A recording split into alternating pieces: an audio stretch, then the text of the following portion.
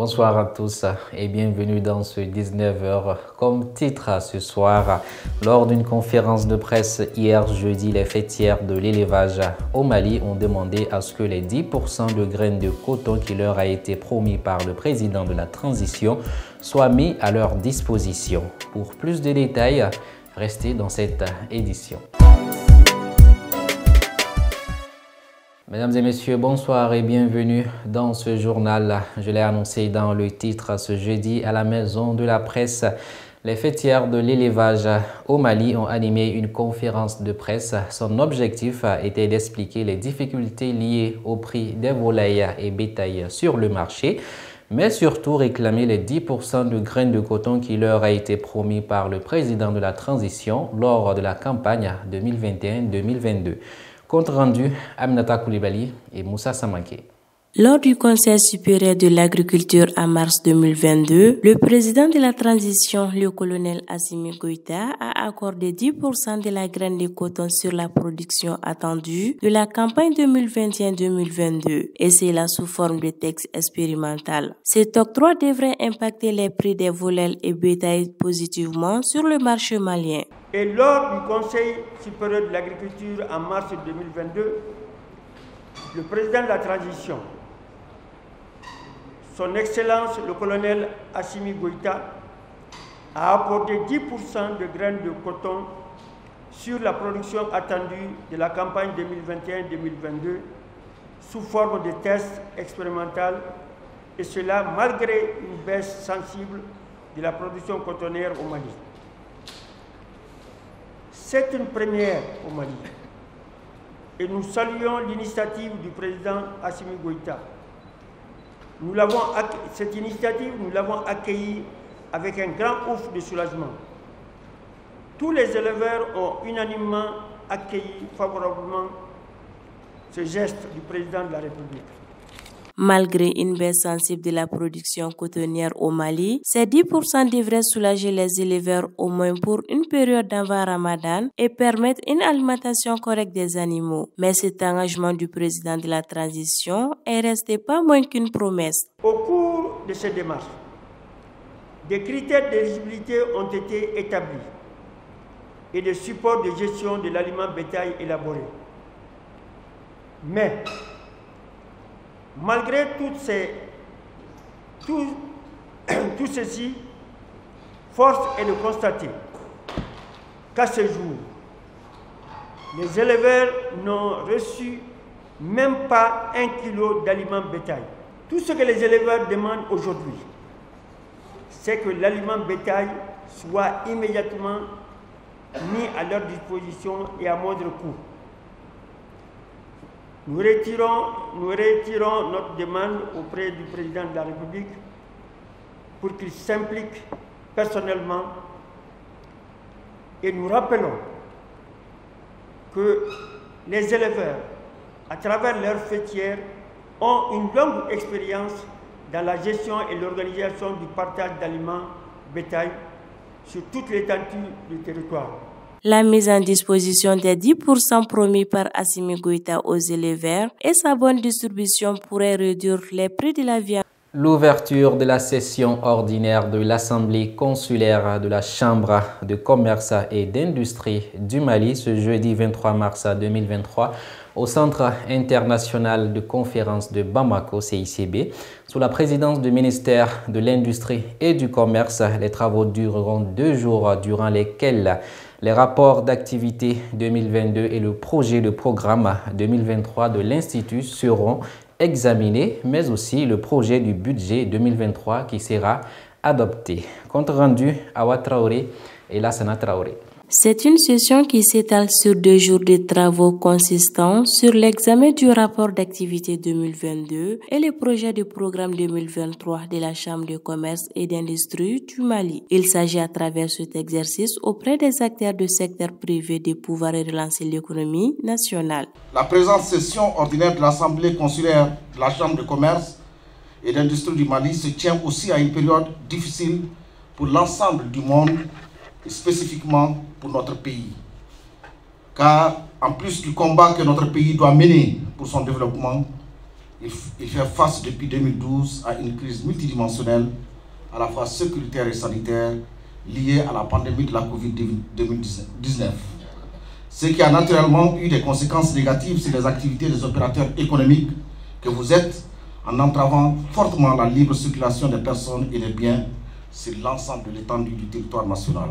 La Chambre de commerce et d'industrie du Mali, qui depuis 2012 rencontre des difficultés successives liées à la crise multiforme et multidimensionnelle. En plus de cette session, prévoit un forum économique dans la région de Ségou les 30 et 31 mars. Ceci va contribuer à une meilleure relance de l'économie du pays. Mesdames, Messieurs, chers collègues, suite aux sanctions illégales, illégitimes et inhumaines de la CEDEAO et de l'UMOA contre notre pays, vous avez apporté une fois de plus la preuve de votre engagement patriotique en assurant l'approvisionnement régulier du pays en denrées de grande consommation et en produits de première nécessité.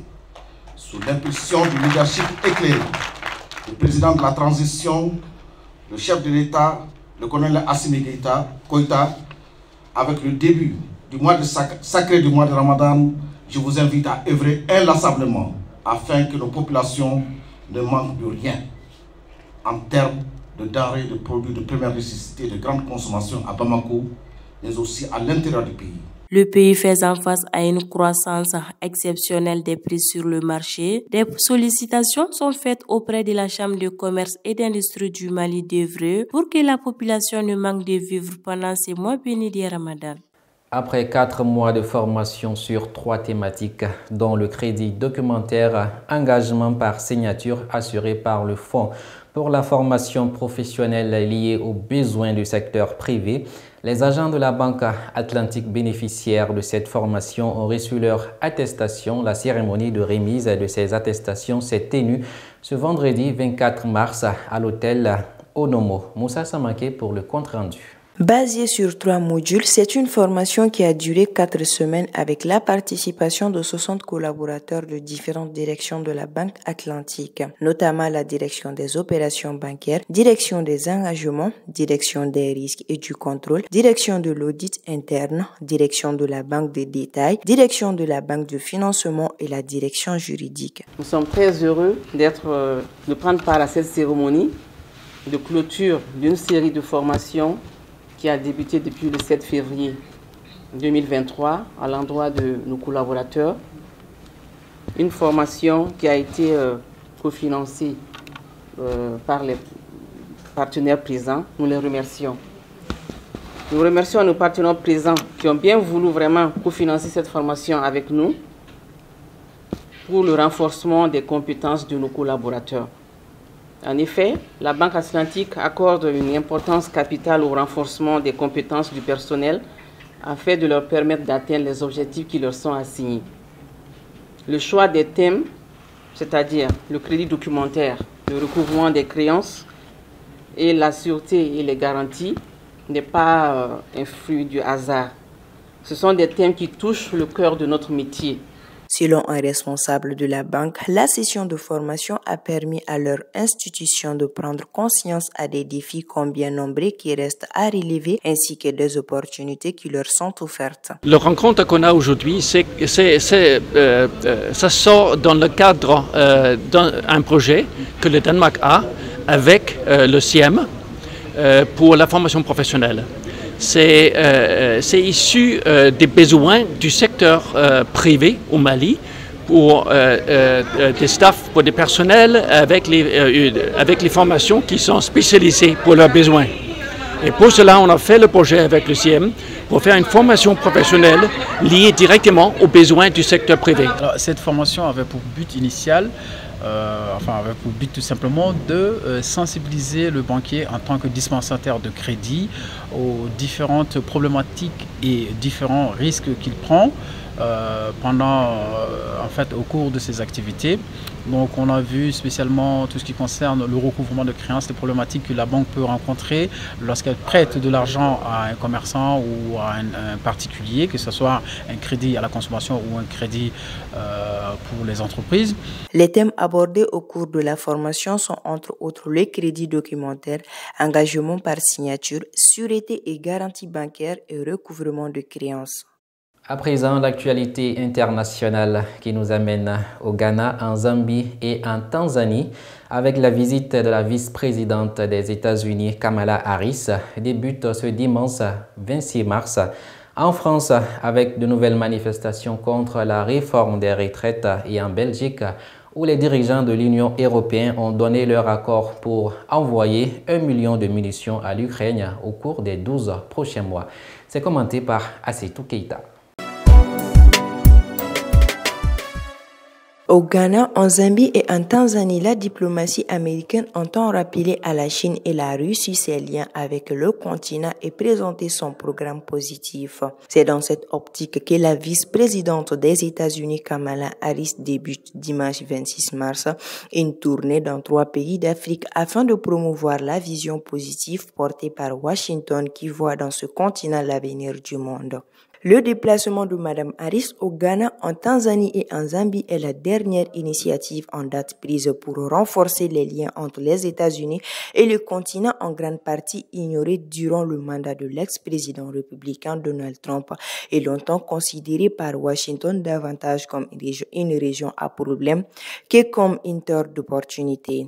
Le déplacement de Mme Harris au Ghana, en Zambie et en Tanzanie est la dernière initiative en date prise pour renforcer les liens entre les États-Unis et le continent, en grande partie ignoré durant le mandat de l'ex-président républicain Donald Trump et longtemps considéré par Washington davantage comme une région à problème que comme une terre d'opportunité.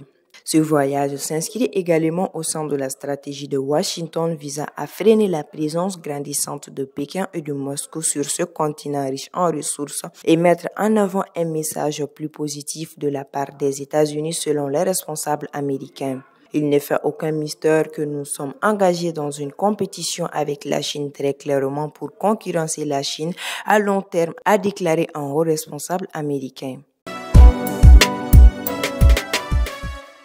En Belgique, les dirigeants de l'Union européenne ont donné leur accord pour envoyer 1 million de munitions à l'Ukraine au cours des 12 prochains mois. La décision a été prise jeudi à Bruxelles lors de la première journée du sommet des 27 chefs d'État et de gouvernement. Les responsables ont pu s'entretenir à distance avec leurs homologues ukrainiens. Volodymyr Zelensky a demandé une nouvelle fois d'accélérer la livraison d'armes. L'accord européen prévoit d'ailleurs pour la première fois des achats communs de matériel. Le Premier ministre belge Alexander De Croo souligne que c'est un bon accord dans le sens où ils s'engagent à acheter ensemble, également une bonne chose car ça les aidera à dépenser moins d'argent. Il poursuit en affirmant que c'est une première étape, mais espère que la deuxième étape ne doit pas être uniquement d'acheter ensemble, mais de produire ensemble. La nouvelle stratégie industrielle verte a aussi été approuvée par les dirigeants. L'objectif est de développer plus encore des technologies propres. Les moyens pour y parvenir divisent cependant les 27. La France veut inclure le nucléaire, mais pour certains capitales, cette option est inenvisageable.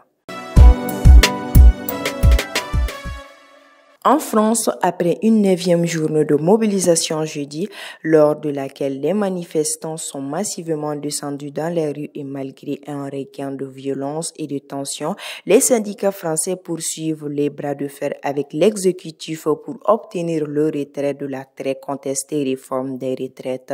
Au lendemain d'une intervention du président de la République qui a hérissé les opposants, la journée d'action intersyndicale était la première organisée dans toute la France après l'adoption de la loi via l'arme constitutionnelle du 49.3. Entre 1,89 million de manifestants intérieurs et 3,5 millions de CGT ont défilé dans plus de 300 villes. Gérald Darmanin a fait état de 457 interpellations et de 441 policiers et gendarmes blessés. Le ministre de l'Intérieur a affirmé en outre qu'il y avait eu 903 feux de mobilier urbain ou de poubelles jeudi à Paris lors de la manifestation intersyndicale. Et voilà qui met fin à cette édition. Merci de rester fidèle à Tazoudé TV. Nous vous retrouvons demain pour une suite de l'actualité. D'ici là, portez-vous bien et bonne suite des programmes sur Tazoudé TV.